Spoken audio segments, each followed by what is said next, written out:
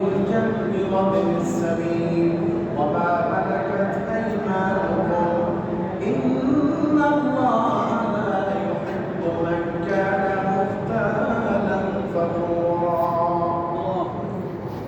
إلى الآية واعبدوا الله সর্বপ্রথম আল্লাহ তাআলা এই কারিমা বললেন মুমিনের প্রথম কোয়ালিটি হচ্ছে সে আল্লাহর ইবাদত করবে ওয়াবুদুল্লাহ একমাত্র ইবাদত হবে কার আল্লাহ আল্লাহ দেখেন আমরা যে ঈমান এনেছি ঈমানের স্তম্ভ কয়টি বলেন তো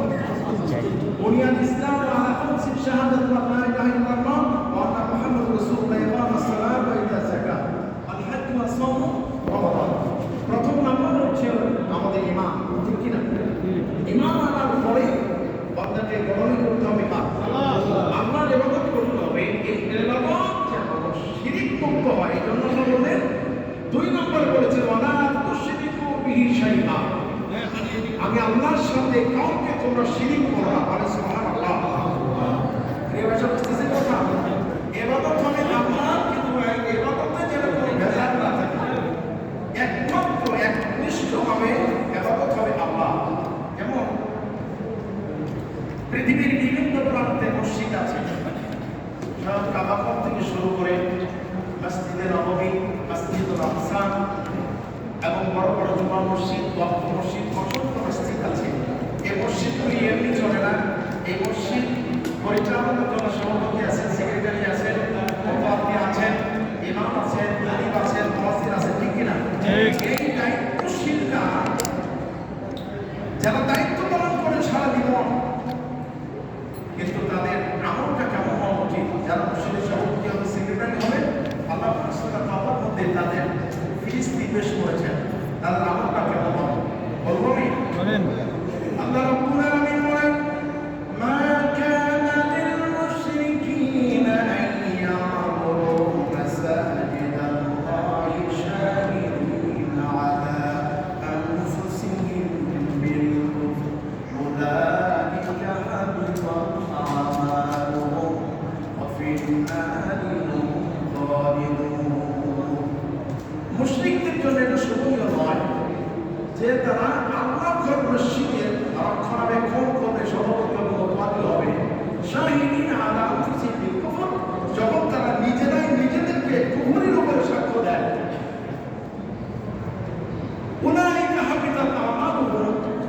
তাদের সমস্ত আমলগুলি বরবাদ হয়ে যাবে অফিন নারি হুম খালিদুন এবং তারা চিরস্থায়ীভাবে জাহান্নামে প্রবেশ করতে পারে নাউযুবিল্লাহ মসজিদের সভাপতি হলো মোতাবাল্লি হলো সেক্রেটারি হলো এত খেদমত করলো এত খেদমতের পরেও জাহান্নামে কেন যাবে দুইটা কারণে যাবে কয়টি কারণে দুইটা এক নম্বর হচ্ছে শিরক যারা করে দুই নম্বর তারা কুফরি করে মা কানা লিল মুশরিকিনা আইয়ামুরু মাসাজিদাল্লাহ মুশরিকদের জন্য এটা উচিত নয় যখন তারা বলে আমরা শরিয়া আইন মানি না শরিয়াটা কি আমার হুজুরের আল্লাহর নির্দেশ শরিয়াটা কি আল্লাহর নির্দেশ শরিয়াটা হচ্ছে আমাদের জন্য পথ এবং প্রদর্শক কোরআন জীবনের কোন ক্ষেত্রে কোরআন মানবো আর কোন ক্ষেত্রে কোরআন মানবো না জন্ম থেকে মৃত্যু পর্যন্ত মানুষের চলনে বলনে চিন্তা ধারায় বিচারে ফয়সালায় সব জায়গায় কোরআন মানতে হবে যারা মানেন না তাদের জন্য মসজিদের এই দায়িত্বশীল হওয়া আল্লাহ বলেছেন উচিত নয় কথা বলেছেন শাহিদিনা আলা আনফুসিহিম বিল কুফর এবং তারা নিজেরাও সাক্ষ্য দেয় যে আমরা শরিয়া আইন চাই তার মানে তারা কুফরি আইন চাই ঠিক না এই জন্য এদের কোনো আমল আল্লাহর কাছে কবুল হবে না আল্লাহ আমাদের ক্ষমা করুন বলেন আমিন আমাদেরকে শিরক মুক্ত কুফরি মুক্ত জীবন যাপনের তৌফিক দিন তাহলে এক নম্বর ইবাদত কবুল হওয়ার জন্য ওয়াল্লাহ আল্লাহর ইবাদত করলাম দুই নম্বর হলো শিরক মুক্ত ইবাদত করতে হবে তিন নম্বর হচ্ছে অবিল ওয়ালিদাইনি ইহসান পিতামাতার প্রতি ইহসান করতে হবে পিতামাতার প্রতি পিতামাতার অবাধ্য হয়ে কেউ যদি ইবাদত করে তার ইবাদত কি কবুল হবে না তার ইবাদত কবুল হবে না এটা আমরা যদি এরকম অপরাধ করতে থাকি তাহলে আমরা অবশ্যই পিতামাতার কাছে ক্ষমা চেয়ে নেব আল্লাহ রাসূল বলেছেন কোন সন্তান যখন পিতামাতার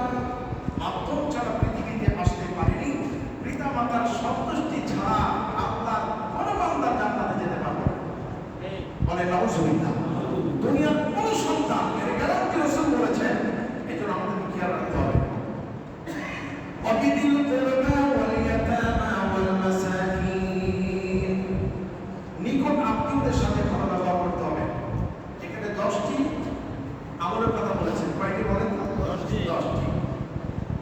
আত্মীয়র অধিকার যে আদায় করে না সে রাসূলের উম্মতি হতে পারবে না, ঠিক কিনা? এটা কিন্তু খুব কঠিন বড়ভাবে বলা হয়েছে, আমি ব্যাখ্যা দিব না। ওয়াল-ইয়াতামা ওয়াল-মাসাকিন, ইয়াতীমদের হক আদায় করতে হবে। আমরা আজকে এই তারাবিহের মধ্যে